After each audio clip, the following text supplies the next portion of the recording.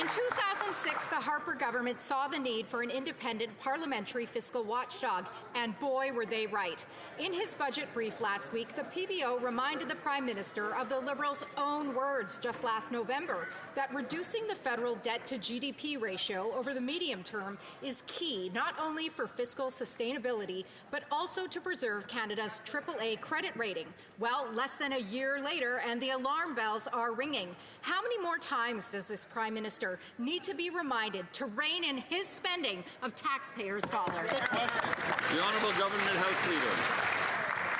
Mr. Speaker, earlier today in this chamber, the member for Calgary-Midnapore said the Prime Minister's loyalty was not to Canada or to Canadians. That is a direct... I would invite her to retract that statement at this very time. Apologize. The Honourable Member for Calgary-Midnapore. The Prime Minister's costly credit card budget loads reckless spending today on tomorrow's taxpayers, something an economist should know. After... Okay.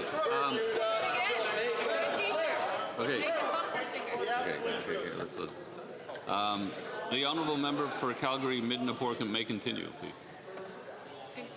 Continue. This Prime Minister's loyalties are to Brookfield.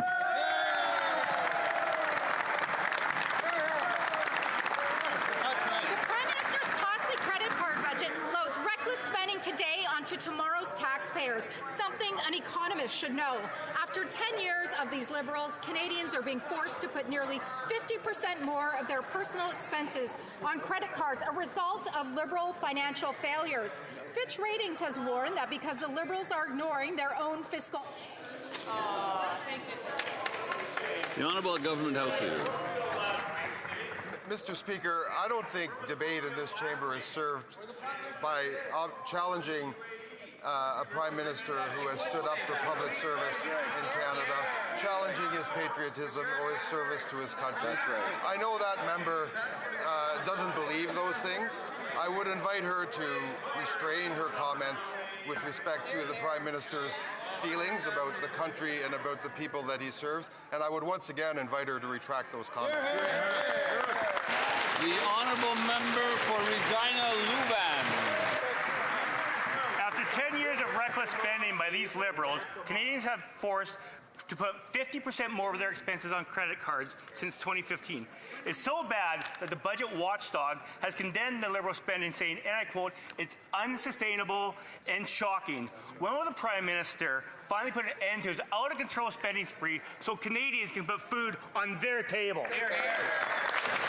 The Honourable Secretary of State for Financial Institutions. Mr. Speaker, on one side of the House, we have continued, tired, old rhetoric. The same questions that question a Prime Minister with world-class business and economic experience versus a leader from the Conservatives that has been in this House for 20 years, hasn't had a job outside of this House. On this side of the House, we're focused on building a strong economy. We're focused on making historic investments in infrastructure, defense, housing, transport. Mr. Speaker, on this side, we're serious about the economy. They continue with the same old, tired rhetoric. The Honourable Member for Regina Luban.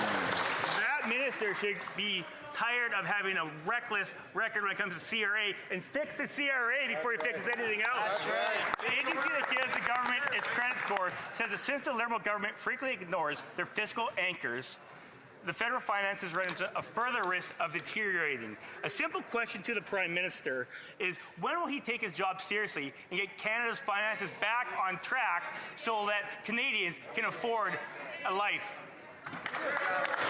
The Honourable Secretary of State. Mr. Speaker, on April 28th, Canadians had a choice to make between two visions for the country.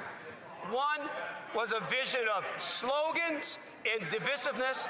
On this side, our Prime Minister, with world-class business and economic experience, had a plan to build our country, to invest in our country, to build our country by Canadians, for Canadians. Mr. Speaker, on this side of the House, we are serious about building a stronger Canada, a Canada for everyone. That side is not. Thank you, Mr. Speaker. The honourable member for Dufferin-Caledon. Well, a Prime Minister who describes himself as a European is giving $500 million to the European Space Agency to create good jobs in Europe.